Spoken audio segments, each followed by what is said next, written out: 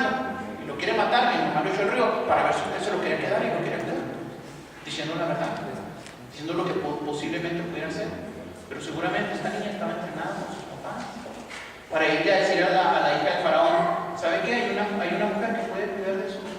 Es una nodriza, es una persona del pueblo de Israel, pero puede ver por el niño.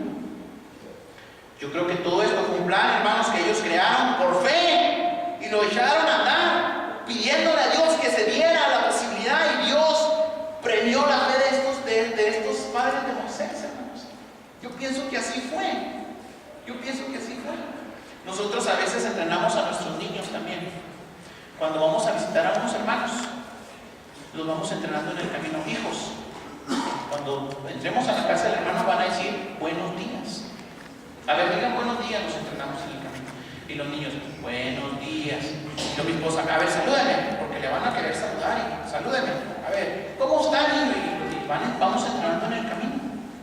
Los vamos entrenando. Y cuando llegamos a la casa,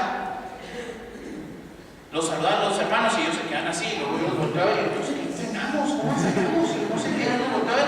Y luego me voltean a ver y lo dicen, buenos días. Y luego los hermanos le dicen, ¿por qué hablas así? Mi papá nos dijo. O sea, estaban entrenados en el camino y de todas maneras les sale mal. Yo pienso que esta niña estaba completamente entrenada, porque fue y le dijo: ¿saben qué? Hay una mujer que puede cuidar al niño y lo puede hacer muy bien. Yo la conozco. Es la mamá del niño, pero no les dijo. Y llevó al niño con su propia mamá, su propio hermano. Llevó a que lo cuidara. Y esto es maravilloso, hermanos. Cómo Dios premia la fe de los padres. Esto es maravilloso porque esta idea, hermanos, dice que lo llevó con su propia madre. Y el acto de fe de sus padres le salvó la vida a su hijo y hasta la manutención del niño. Pues la hija del faraón le dijo a su propia mamá: yo voy a pagar todo lo que tu hijo consume. Voy a pagar toda su educación. Imagínense. De ahí sacaron la idea: un gol por la educación. Un gol por un trasplante de córnea. Un gol por esto. Los papás de Moisés metieron un gol por la educación de su hijo, por la manutención. Imagine usted que de pronto llegara una señora que tuviera mucha posibilidad económica, sumamente rica, y le dijera a usted: no se preocupe por su hijo, yo lo voy a mantener. Imagine que una señora bien rica llegara y le dijera: no se preocupe por su hijo, yo lo voy a mantener. Le voy a dar dinero para que usted le compre pañales, para que usted le compre leche, para que usted le compre toda la comida, y le voy a pagar las mejores universidades de todo el país, del mundo entero.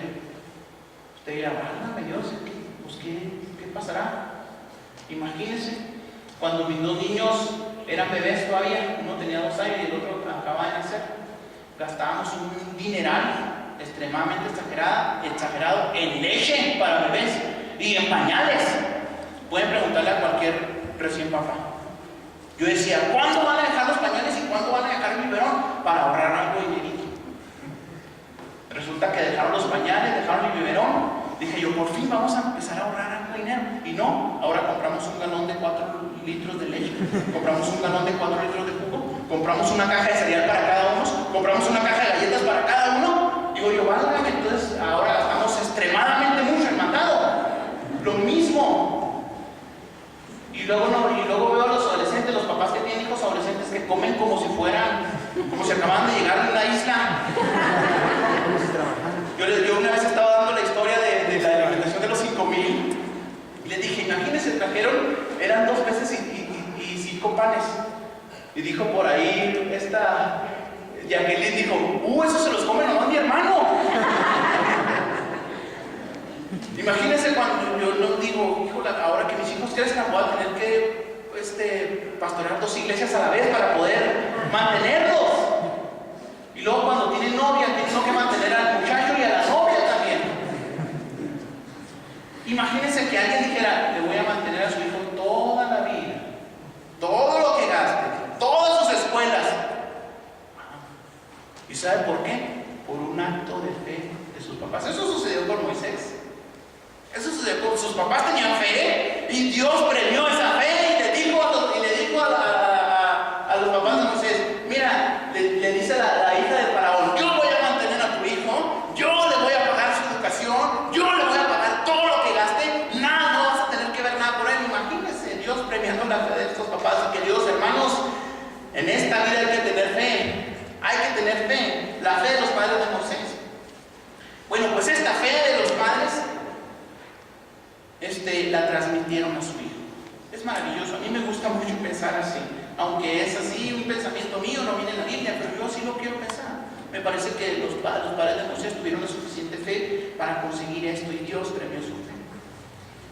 Transmitamos nuestra fe a nuestros hijos, hermanos. La Biblia dice que cuando sean grandes no se van a apartar del camino que les hemos enseñado. Transmitamos esta fe. Seguramente la fe de los padres de Moisés se la transmitieron a él, porque recuerde usted que estuvo con ellos durante los primeros 12 años de su vida. Seguramente que les transmitieron su fe.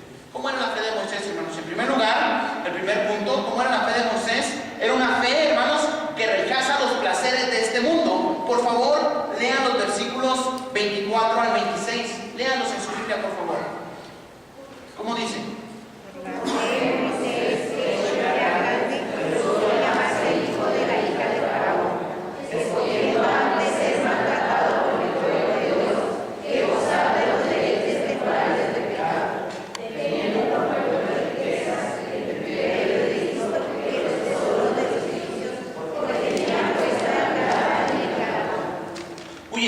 ¿Cómo era la fe de Moisés? Y ahí de esos versículos yo saco lo siguiente. La fe de Moisés era una fe que rechaza los placeres del mundo. Es la primera idea y la saco directamente de estos versículos. Déjame digo que Moisés fue uno de los grandes líderes de Israel. Todos sabemos eso. Usted puede leer su historia en eso. Fue uno de los grandes líderes de Israel, un profeta. Fue un legislador. Pero cuando nació, dice la Biblia, que su pueblo era esclavo en Egipto. Y los líderes egipcios habían ordenado que muriera todo niño hebreo. Entonces Moisés fue protegido y la hija de Faraón logró que Moisés llegara a ser parte de la familia real, por obra de Dios y por la fe de sus padres. Fue necesaria la fe para que Moisés renunciara a su lugar en el palacio. Fue necesaria la fe para que Moisés renunciara a esa vida de placer. Fue necesaria la fe de Moisés para que renunciara a la vida de pecado. Según la Biblia en Hebreos, dice que el autor compara, hermanos, los placeres que ofrece el palacio de Faraón, las riquezas y los placeres del palacio de Faraón, los compara con los placeres que ofrece este mundo. Según el autor de los Hebreos, es un símil, es una comparación, es una analogía. Bajo esa analogía no quiere decir que la prosperidad sea mala, no. Bajo esa analogía que hace el autor de Hebreos no quiere decir que tener dinero y la riqueza sea del diablo, no quiere decir eso. Lo que sí quiere decir, lo único que está haciendo es una comparación espiritual aplicable a la vida de la fe de Moisés. Eso es lo que está haciendo. El autor de los Hebreos dice, estar en la casa del Faraón, utiliza esta analogía para comparar el reino de Faraón con el reino de las tinieblas. Es la analogía que él hace. No quiere decir que ser rico o tener buena posición sea pecado, no. Él está haciendo una analogía para decir, la fe de Moisés, yo la comparo de esta manera, dice el autor de los Hebreos. Estar en el palacio de Faraón es como estar en el mundo de las tinieblas. Y para salir de ese mundo de las tinieblas se necesita fe. La fe de Moisés le permitió salir de ahí. Es la comparación que está haciendo el escritor a los Hebreos. Y al aplicar el pasaje a nosotros debemos entender lo siguiente. La fe en Cristo Jesús nos permite rechazar los placeres de este mundo, tal como el símil de Moisés, rechazando los placeres del palacio del Faraón. Si me explico, hermanos, está haciendo una comparación nada más. No estaba diciendo que un palacio sea malo, que la riqueza